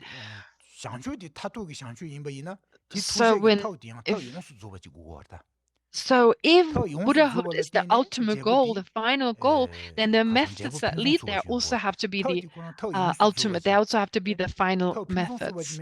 So they have to be complete. They have to be complete. These methods have to be complete to lead a bodhisattva to the state of Buddhahood. So therefore, the result, if the result is excellent, the cause has to be excellent. So the methods of the bodhisattva, they're excellent. And so the vehicle of the bodhisattva is the final vehicle that leads to the final goal of Buddhahood. So there are so many different methods. So the retention powers and the different bodhisattva levels, the perfections, the 6 perfections, all these different teachings, these are all methods. They're all different methods that lead to enlightenment. So the 6 clairvoyances, the five special perceptions and so forth, the different powers, the 4 mindfulnesses, all these teachings are all methods that lead a bodhisattva to the state of Buddhahood. All these aspects, these are all branches of bodhicitta, of the awakening mind. So when we meditate on the awakening mind, well, we need all these other practices as well, but they all support bodhicitta, so they're all part of bodhicitta. So we have to practice all these different methods as just described. So they are all branches of the mind of enlightenment. So when we meditate on bodhicitta, we need all these other aspects as well, all the other methods. So then when we do this, then we will able to reach the state of a Buddha with this complete practice of all these methods. So the goal of the enlightenment of the therefore, of a Buddha, that is the final state. That's the ultimate goal. Then verse 101, those who fulfill others' welfare in this way constantly through the body, speech, and mind, who advocate the dialectic of emptiness, there's no dispute at all of being nihilistic. So when we talk about the fundamental vehicle, so they attain liberation, self-liberation. So some would say that actually that once you become an arhat, your mental continuum is cut. So in some of the Vaibhashika and Sautrantika schools, or the Vaibhashika and the Sautrantika, they would have said that once you become an arhat, your continuum is cut, you're severed. Or a Buddha, the Buddha's continuum is severed after a Buddha becomes enlightened and after the Buddha passes away. So they say that the mind therefore is severed, it no longer continues. There's this view. But so that a Buddha no longer. So first of all, when someone has become enlightened, they first perform the activities of the enlightened activities of a Buddha. But anyway, here it says, those who fulfill others' welfare in this way constantly through the body, speech, and mind, who advocate the dialectic and so forth. So they always work for the benefit of other sentient beings. So when they become, so they constantly, basically, once they become enlightened, they always continue on. They always exist. The mental continuum of a Buddha is not severed. So they always advocate the dialectic of emptiness. So they always describe the reasonings of emptiness. So dialectic in the sense of like the debate, they set forth these different discussions. So there's actually therefore no dispute that there's this view of nihilism doesn't arise because just because they overcome this body, it doesn't mean that they leave behind this body. It doesn't mean that they stop working for the benefit of other sentient beings. But there is this view that there is this nihilistic kind of view that the Buddha's continuum will be severed. So actually, that's not the case from a Prasangika school point of view. Neither in cycle exists nor in nirvana the great beings reside. Therefore, the Buddha taught here the non-abiding nirvana. So even though they don't remain in samsara nor in nirvana, so they basically are not caught in the two extremes of nirvana and samsara. So this doesn't mean that they don't remain in samsara. They do remain in samsara, but they don't remain, they're not caught in the extreme of samsara. There's a difference. What is the extreme of samsara? So remaining in the extreme of samsara, being caught in the extreme of samsara, what does that refer to? It means being reborn caused by karma and afflictions, being reborn uncontrollably in samsara. That's what it means to be caught in the extreme of samsara. So being reborn so a Buddha or Bodhisattva, so what happens? So they consider samsara to be something, they don't consider samsara to be something that has to be totally left behind because they want to benefit sentient beings, so they remain in samsara, but they're not caught in the extreme of samsara. And the extreme of cycling of nirvana. What is the extreme of nirvana? They're not caught in the extreme of just self-liberation. Therefore, Buddhahood means non-abiding nirvana, not abiding in the extreme of cycle existence, nor abiding in the extreme of nirvana. So once attained, so for instance, self-liberation, it would be an extreme because you remain in that absorption for a long time. Then 103, the single taste of compassion is merit. The taste of emptiness is most excellent. Those who drink to realize self and others' welfare are conquerors' children. So those who drink emptiness, the elixir of emptiness. So anyway, so working for the benefit of sentient beings, their mental continuum is not severed. Buddha's continuum is not severed. So bodhisattvas work for the benefit of other sentient beings. So we talk about here conquerors' children. Bodhisattvas are conquerors' children. That's another word for bodhisattva. So before you become a Buddha, you have to be a bodhisattva. So those who drink the elixir of emptiness to realize self and others' welfare are conquerors' children. So they practice both emptiness and compassion. Then 104, bow to them with your entire being. So these bodhisattvas are so precious. The conqueror's children are so precious. So here, so because they work towards Buddhahood, they're like similar to Buddhas. Therefore, we have to bow to them with our entire being. So if we actually offer something to a Buddha or to a Bodhisattva, we're actually offering it to all sentient beings. So we should offer everything to them because we benefit indirectly all sentient beings. They're always worthy of honor in the three worlds. These guides of the world reside as representatives of the Buddhas. So therefore, the bodhisattvas are always worthy of honor.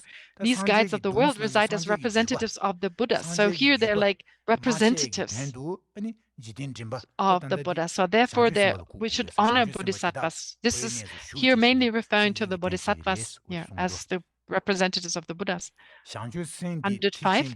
This awakening mind is stated to be the highest ideal in a great vehicle. So with an absorbed, determined effort, generate this awakening mind. So Bodhicitta, awakening mind, is the heart, is the life force of the universal vehicle.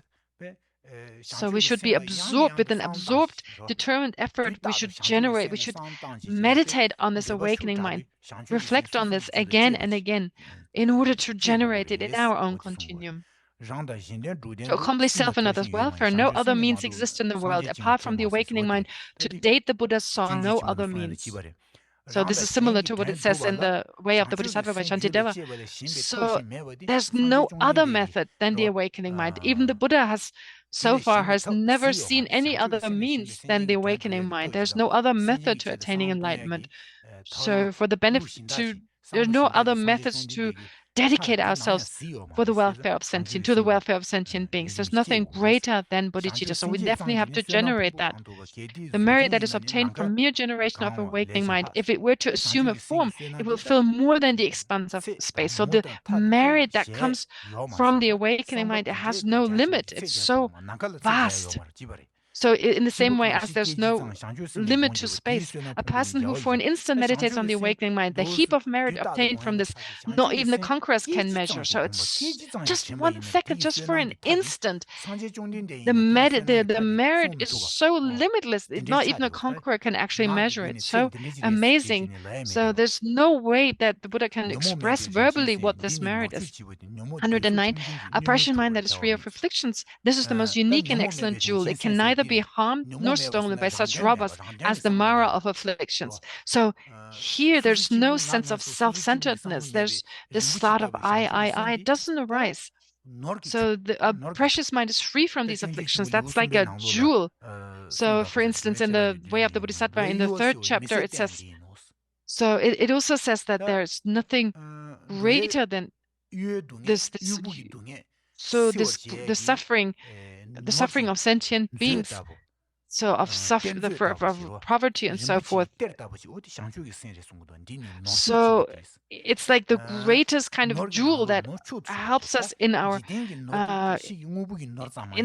difficult state. So that is really bodhicitta. Bodhicitta is this incredible jewel. It's the final jewel. It's the ultimate jewel. So even external jewels, material jewels, they can be destroyed. They can be destroyed. They can be stolen. They can be lost. They can basically can decay. They can deteriorate. But bodhicitta cannot be destroyed. No one can take it away from us. It's free of the afflictions. So it cannot be harmed or stolen or by the robbers such as the Mara or the evil forces of afflictions. Now, so bodhicitta can destroy other things. It can destroy the afflictions and so forth, but the afflictions cannot destroy bodhicitta. So it's like when you have like gold and you have dirt. So the afflictions are like dirt and gold is like bodhicitta. So it's not like when you have the dirt and the gold. Gold is always like more magnificent than the dirt. It's not like the dirt outshines the gold. Just as aspirations of the Buddhas and the Bodhisattvas are unswerving, likewise those who immerse themselves in awakening mind must hold firm their thought. So here, this is similar to saying that this is the same prayer here. As long as space remains, as long as sentient beings remain, may I also remain to remove the misery of sentient beings. So here, just as aspirations of the Buddhas and the Bodhisattvas are unswerving and so forth, so may I always work for the benefit of sentient beings. So to immerse ourselves in the awakening mind and holding this firm, so remaining in samsara and continuing to work for sentient beings. That's the prayer here. May I be unswerved. So just as similar to this prayer, may I always remain, may just as space remains and so forth. 111, even with wonder you should strive explained here in the preceding lines. Thereafter you will yourself realize Samantabhadra's great enlightened deeds. So now Nagarjuna is talking to us, saying, so us like wisdom disciples, so whatever I've said, you should strive as explained what I've said previously in the previous verses. So if you don't do that, then that's silly not to do this. Thereafter you will realize the great enlightened deeds of Samantabhadra. So independence on the practice of a bodhisattva, you will also, your mind will expand, will become more vast, and you will be able to realize the same state such as Samantabhadra. So you will be able to gradually reach the incredible state. So this is what 111 says. And then last there's dedication, the dedication by Nagarjuna, by praising the awakening mind hailed by the excellent conquerors, the incomparable merits I have obtained today from this act. So here it's the awakening mind. It's always it's praised here. So just as the Buddhas are hailed, he praises here the awakening mind. And it's hailed by the excellent conqueror. So the incomparable merits I have obtained today from this act, may through this all sentient beings submerged in the waves of existence ocean. So being submerged in samsara, travel on the path trodden by the leader of the bipeds, so the leader of human beings. So may all sentient beings, therefore, who are now in samsara, who submerged in cyclic existence, travel on the path trodden by Buddha. So this concludes commentary on the awakening mind, composed by the great master Arya Nagarjuna. It was translated and edited by the Indian abbot Gunakara and the translator Rapshishen, and was later revised by the Indian abbot Kanakavarma and the Tibetan translator Patsabnimatra.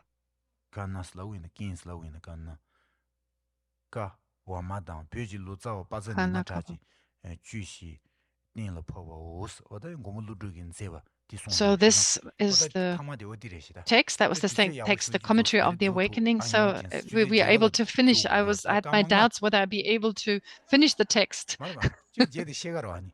Oh, now we have another.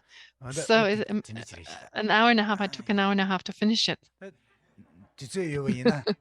So we have some time. We have some time for questions. I received 2 questions. Should I read them first? I'll first read it in English.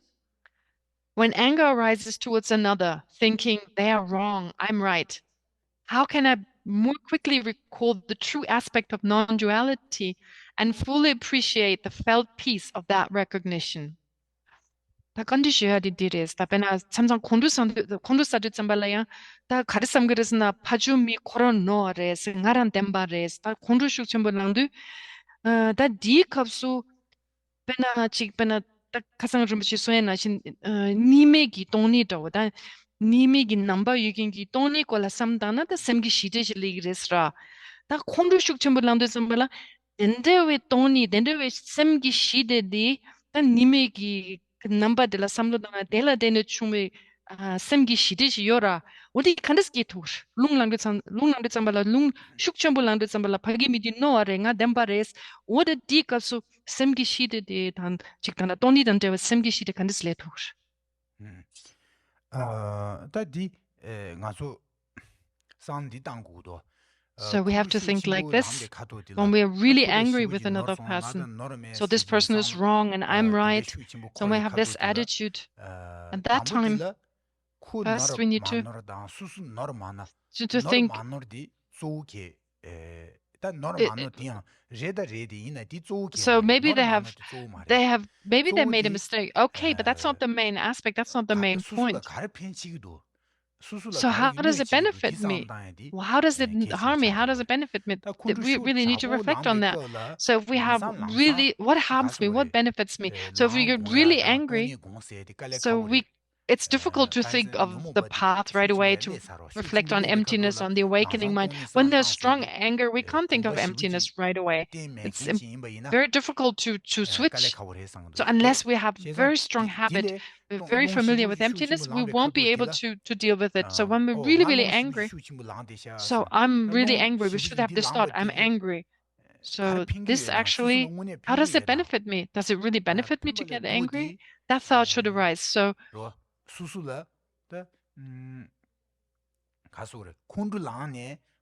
when we get angry, when we have a lot of anger, it will not benefit us. It will actually really harm us. So leave aside benefiting us. Will it not harm us? So this attitude should arise. We should think, if we have this thought, then the anger will slowly weaken. And then we can start thinking about the path. We can think about emptiness, about forbearance, patience, and so forth. But when anger is really strong, this is not going to happen. So, for instance, so when we plant a flower, for instance, when we plant flowers, there are different levels. There are different levels. We have to undergo certain steps. So we can't go from planting a seed and right away having a flower. So also when we get angry, similarly, we can't right away meditate on emptiness. So when we plant a seed, we have to put water, we have to wait for a while. So likewise, when we meditate when we are angry, we can't right away, we can't meditate on the path right away when we're really, really angry, or meditate on emptiness. It's not going to happen. It takes time. That's not in accordance with reality, I believe. So when we're really angry, so when we're really angry with another person, so it's important to our focus is the other person we're angry with, because we have to let go of the focus, think of something else. So think of maybe a person we really like. So think about them, because as long as we're focused on that person, we will be angry. So to let go of our object, then the anger will be reduced, or we should become aware of our anger. So this will harm me. This will make me unhappy. Reflect on that. So how does it benefit me if I get angry? So really remember that in that moment. So in that way, the anger can be weakened in that moment, and then in the end, if we think about it, anger doesn't serve any purpose. Not only does it not benefit us, it only harms us. It really just harms us. So we don't even know whether it harms the other person. Sorry. Sorry. So when we have a lot of anger in our mind, we don't harm the other person. What does it harm? Well, how does it harm the other person? The anger doesn't harm the other person, but our actions, if, for instance, out of anger, I start beating this person or hitting this person with a stick, well, basically, does it really harm the other person or not, the anger? No, it doesn't really harm the other. So should we analyze? And if we then actually act upon this anger, if we harm the other person, who is this really harming? We need to reflect on that. So in short, that which really harms us. So actually, the worst part is anger. Anger is really what harms us the most. If you think about it, it doesn't solve the problem, but it just harms us. The best is compassion. So we shouldn't go and beat someone up and apply force and so forth. That doesn't. So it doesn't. So there, even if we beat someone up, there's no guarantee that we harm the other person. So if we really improve, if we have more qualities, if we increase our qualities, our abilities, so we have more and more friends, so then, so that really harms So if we are not harmed, that's what harms the other person. So basically, if we're healthy and everything is going well, so this is better than. So this is so, and that really harms the other person. So basically, it really doesn't harm. There's no guarantee if we beat them up that it harms them. So anyway, being angry, it doesn't harm. It doesn't benefit us in any way because our mind is not peaceful. So we cannot really act or respond in a good way. So the best is actually to show this other person that their way of doing things is not okay, that it's much better if you remain calm. Then we can also guide the other person and help them to overcome this anger. So Rinpoche said, maybe I explained a lot here. No sé, Rinpoche, so the second question is, are the Four Noble Truths essentially true? Is the emptiness of emptiness essentially true? So I guess essentially true here means, does it exist by way of its own nature? Tanda ko condition anybody there is demba shi tan toni gi toni ranshin gi tubarwe. Demba shi tan ane toni gi toni on tenzo ranshin gi tubarwe. No. So all phenomena from form all the way up to the enlightened mind, they don't exist inherently. Nothing exists inherently. All phenomena lack inherent existence. Whatever exists lacks existence. It doesn't exist by way of its own nature. So this is true for all phenomena. Okay. Now, or maybe we have more questions in the chat. I'm going to check the chat. Are there more questions from the audience? Okay, no, there's nothing here. Rinpoche, how can it be that the bliss of working for sentient beings or bodhicitta is greater than the bliss of concentration? Ale tanda chukandi mokandi shia karasna tanda chi pena tingi zingi dewa le ani chanju semdi tsaachea imu gimzen karare.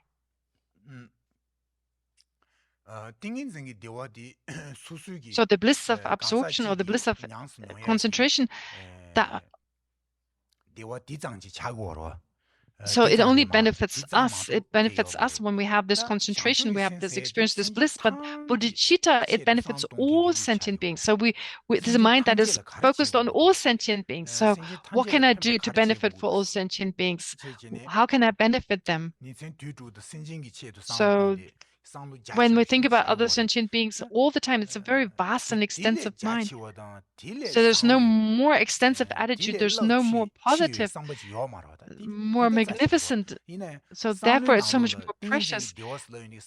But when we talk about the bliss of concentration, so there's so many different kind of happinesses or blisses. So there we have the first concentration of the form, and the second concentration of the form, and so forth. So there are these forms of bliss that come along with them. So here, this state of absence of any disruptive thought. So that's the kind of bliss that is experienced, or the liberation that an arhat experiences, for instance. So this absorption that is absorbed in the cessation of all afflictions, of all obstructions, of all afflictive obstructions. So this state of absorption, that's also very, very very blissful. So for instance, when it's really hot, if then we go inside the room and there's an AC is running, so there's like this so this is like this physical bliss. So this is just an example, like an analogy.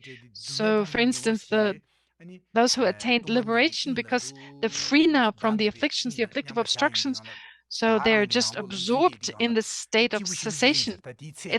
There's a great bliss apparently because of having overcome these afflictions. So for instance, the kind of joy you experience as a result of the absorption of the first absorption of the form realm said to be incredible bliss and joy. So of course, sometimes when we win the lottery, for instance, make a lot of make money, so there's also a great joy, there's a lot of happiness, but the happiness or the bliss of this concentration is much greater. But we need to let go of this.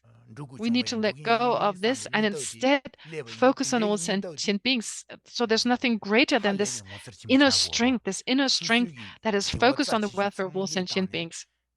So being able to let go of any kind of bliss and happiness and instead focus on sentient beings. So this is really amazing. This is because of the awakening mind, this kind of attitude that is. So this arises as a result of the awakening mind. This dedication for sentient beings, being dedicated or doing everything for sentient beings. Okay, I think there are some questions that were just posted. Wait, which one is first? One question is warm-heartedness that His Holiness the Dalai Lama always asked to practice the way for those who find bodhicitta different to start? Huh? I don't understand this. Those who find bodhicitta different to start. Tak 양심신 남준치 샘상보 지체고레스 뭐 딘드위 샘상보 양심신 남기 소야기 샘상보 체야디 단다 전주섬단 찍버를 왜 카가를 왜 단디니 로가를 왜 sorry, I'm not sure I understood the question correctly. I translated, is this the warm-heartedness that His Holiness talks about? Is that the same as bodhicitta? The way for those who find bodhicitta different to start. Sorry. Okay, let's get So this warm-heartedness, just warm-heartedness? So just warm-heartedness is not the same as bodhicitta.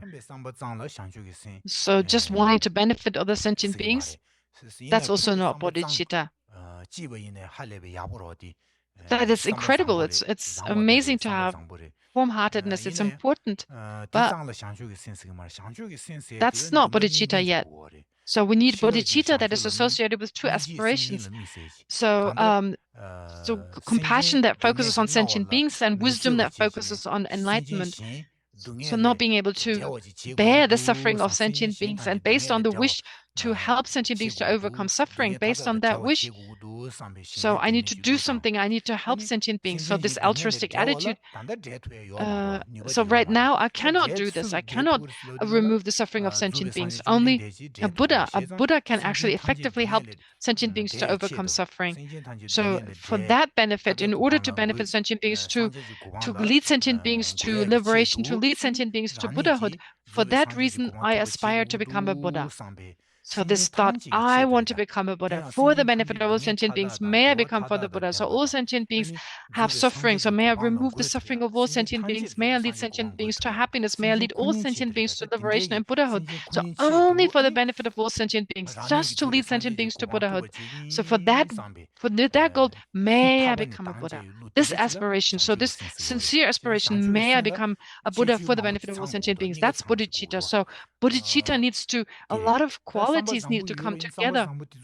A lot of attributes, a lot of qualities we need to generate to become to generate bodhicitta. But we need warm-heartedness first in order to generate the mind of enlightenment. That's the first question I've got here. So the second question is, what is the relationship between bodhicitta and rigpa and dzogchen or dzogchep? Dzogchen, I think. Tanda chanjusem rigpa da dzogchen desumgi keva karare or desumgi dewa karares. Chanjusemche tanda chanjusemche rigpa ani dzogchen desumgi dewa karare. Ta rigpa tanda pene ningme chogi rigpa sigisar. So that's I'm not sure they're directly related, but Dzogchen, we meditate on Dzogchen in conjoint with bodhicitta. So you meditate on Dzogchen based on bodhicitta. So when we say, so bodhicitta needs to conjoin. I don't think you can meditate on Dzogchen without conjoining it with bodhicitta. So it doesn't become a practice of the universal vehicle if it's not conjoined with bodhicitta. So on the basis of bodhicitta, so conjoined with bodhicitta, we meditate on dzogchen, or practitioner practices dzogchen. So it's difficult to explain this in a few words. So just to give you a rough explanation, just to have a sense. So here, rigpa, the word rigpa, there's a difference between mind and rigpa. So rigpa here, with regard to all phenomena, so it's everything is pervaded by rigpa, by this clarity and knowing. So here, rigpa. So rigpa here, awareness in the sense of rigpa, in the sense of not being affected by, not being defiled by conceptualizations. So this purity, this pure awareness of rigpa. So this aspect of clarity and knowing, so without being affected by conceptualization. So in order to actualize that, we meditate. So to generate that kind of clear awareness, this pure awareness, this is how it's explained, this pure rigpa, we meditate. That's a different type of meditation here. So specific, there are so many different meditation on concentration, on special insight. So different types of meditation. Or for instance, that there's so many different aspects of phenomena. For instance,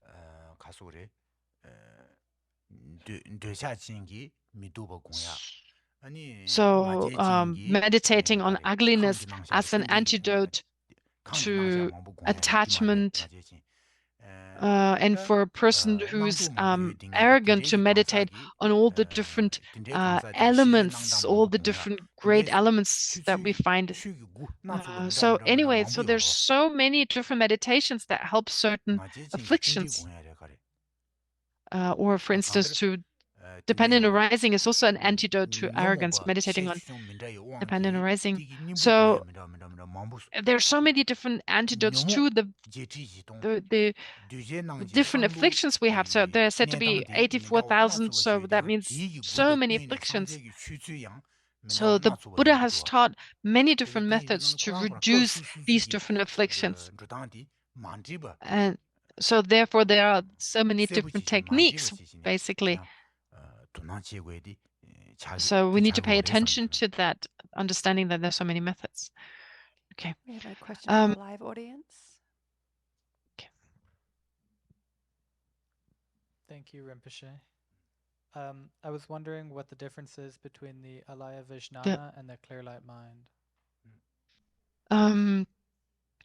Tanda kokandishe di tanda kunshi namshe de da semgiran she wesawa di nila kyaba karayor. Mare semgiran she wesawa mai bache wesigi namba wesigi sem da ane kunshi namshe ni kyaba karare. tanda nyuma linji jiwi So nyuma henshe wese.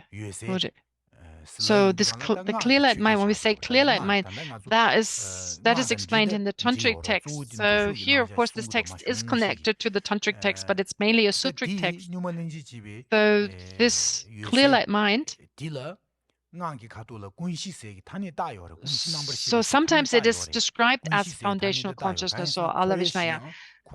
It's said to be the basis for samsara and the basis for nirvana, for Buddhahood. So sometimes this term is applied, but when we talk about foundational consciousness early on, or Balavishnaya as it was described earlier, here that was the Chitta Mantra view. In the Chitta Mantra school, the Alavishnaya, the foundational consciousness, is something else. This foundational consciousness had many different qualities or different attributes that they describe. It is not virtuous, it's not non-virtuous. It's like the storehouse of the imprints. It has the 5 omnipresent mental factors, and its nature is it has many different, so in terms of its entity, its nature has many different characteristics. So this is the Chitta Mantra's view. The Chitta Mantra school, they talk about a foundational consciousness. That is very different to the clear light mind as it described in Tantra. Excuse me. Should I read the next question, or do you want to? One more from the live audience. from the live audience. Okay. Rinpoche, I've heard that the precept body is an imperceptible form, and I'm wondering if you could explain and expand on how the precept body acts as a form. Da namo condition di da bena domba susu domba lea di number rich mai be sure da ganso tomo tegi sures da domba din su inso kandere. 다 domba When we talk about surese the tani di precepts or the vows that they are formed, that they're physical, so non-perceptible form. So this is, for instance, the Vaibhashika and the Prasangika school, they say that the vows are form. So what does it mean?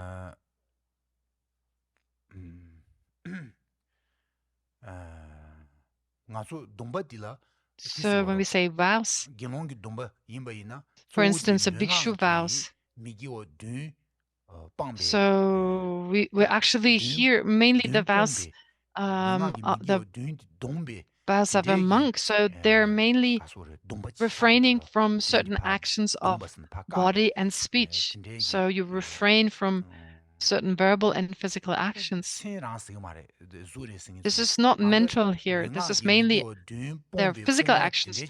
They are refrained from. So that's what the vow is. So therefore, these vows are basically physical. They're in relation to the physical aspects. So physical, verbal actions and actions of the body. So therefore, that which when you refrain from that, when you refrain from these certain actions, so then that also has to be physical. If that which you refrain from is physical, then the vow or that refrain has to also be physical.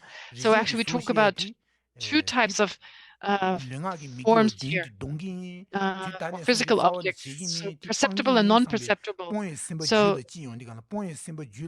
when you have this thought, I will not engage in these actions, so that gives rise to certain actions of body and speech as a result of wanting to refrain from those. So that's actually, this can be perceived, but then based on that determination to not engage in certain actions of body and speech, so to refrain from these actions, from the physical actions, seven particular physical actions, when you refrain from that, there's also a very subtle form, an internal form that is created, that is physical. Since that which is being refrained from is physical, then also that refraining, the vow, therefore, that also, the precept has to also be physical. So for instance, if you want to stop water, water is physical. To stop water, you need something, some other physical entity, like a wall, for instance, that can stop the water. So both needs to be physical. Likewise here, when you have a very strong wish to refrain from certain actions of body and speech, then that refraining is therefore a form. So that's what the Vaibhashika school says. And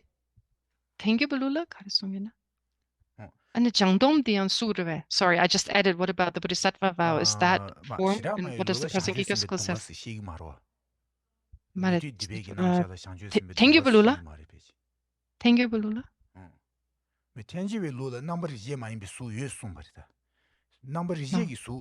So in the Prasangika school, I'm not sure that they say that I'm not sure it's a non-perceptive kind of form in the Prasangika school. So it's probably the same that they also say that it's form in the Prasangika school. So it's similar, actually, what the Vaibhashika school says in the Prasangika school is similar.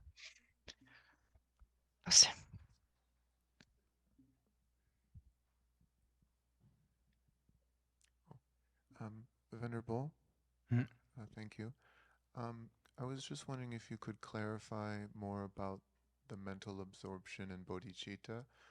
Is there a middle way? Can we cultivate the bliss of absorption for the benefit of all sentient beings, such as karuna, chito, vimutti, apamana, like these jhanic states that lead to Brahma realms, that are Brahmas have a quality of immeasurable loving kindness, compassion, joy, and equanimity for the benefit of all sentient beings?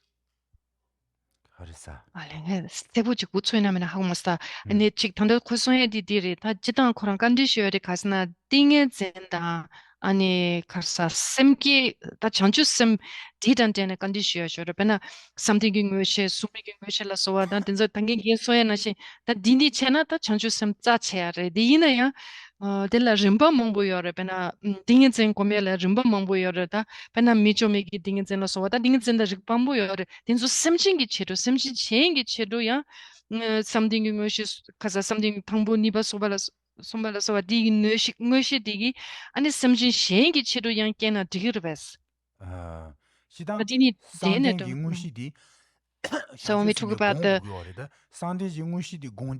So when we say these different concentrations of the first realm of the first formless realm and so forth, so actually we need to meditate on them to generate bodhicitta. So we don't generate them only to be reborn in the higher realms, but we generate them, we can meditate on them to deepen our bodhicitta and so forth. So once we have these concentrations, then our virtue will become stronger. Our virtue will deepen. So if we have, for instance, the concentration of the form realm, it will benefit us to understand emptiness. It will benefit us to when we meditate on bodhicitta and so forth. But it's not in order to be reborn in some higher states. But just the concentration itself. We're not saying it's something we need to overcome. But if we are only attached to these concentrations, if we consider these concentrations to be the goal, then these concentrations in themselves, then that's a problem. If we utilize them to meditate on ninja and compassion and so forth, that's acceptable. That's beneficial. I hope I hope I translated it correctly. This question. Okay.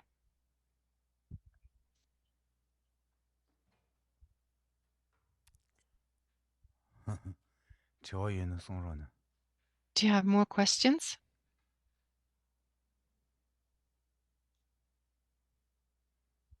There are no longer. If there are no more questions from the audience, I could. Okay. Yes. Rinpoche, how does monasticism support bodhicitta?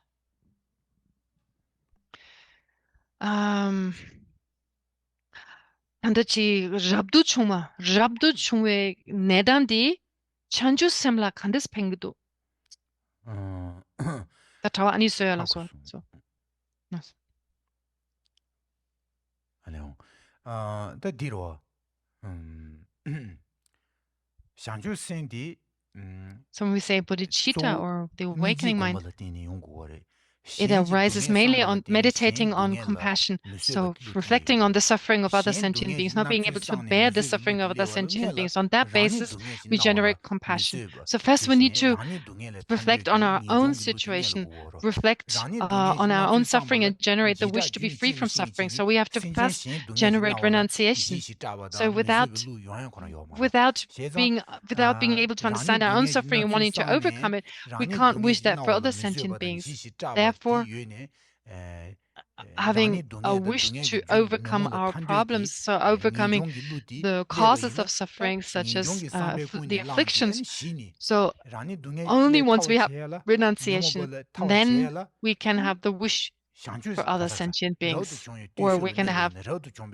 So actually, based when we generate renunciation and then take the vows of a monk or a nun, then it's more beneficial. It strengthens this in the sense that our afflictions come from our mind. So before we can overcome the afflictions, before we can reduce them, we have to refrain from negative actions of body and speech. So first we have to overcome, therefore, the coarser afflictions that give rise to these actions of body and speech. So actually, it'd be ridiculous to say, I overcome my afflictions by I'm reducing my afflictions, but I'm still engaging in negative actions of body and speech. So actually, our physical and verbal actions come from the mind. So if we can't refrain from the easier aspects, so it's easier to refrain from physical and verbal actions than it is to refrain from having afflictions in the first place. So if I were to say, oh, I will only engage in overcoming the afflictions, only that's all I do, but I won't overcome my negative actions, then that's not appropriate. It's actually, first it's important to refrain ourselves from certain actions. So once we can control our mind and our body, then we need to start to control the mind, that is the more subtle kind of afflictions. Therefore, that's the kind of the kind of sequence here. So what really harms us, mainly what harms others, is really our physical and verbal actions. Those they harm us. Our mental actions, they don't really directly harm anyone. So in that sense, it's important to refrain in that way by taking the vows from negative actions of body and speech.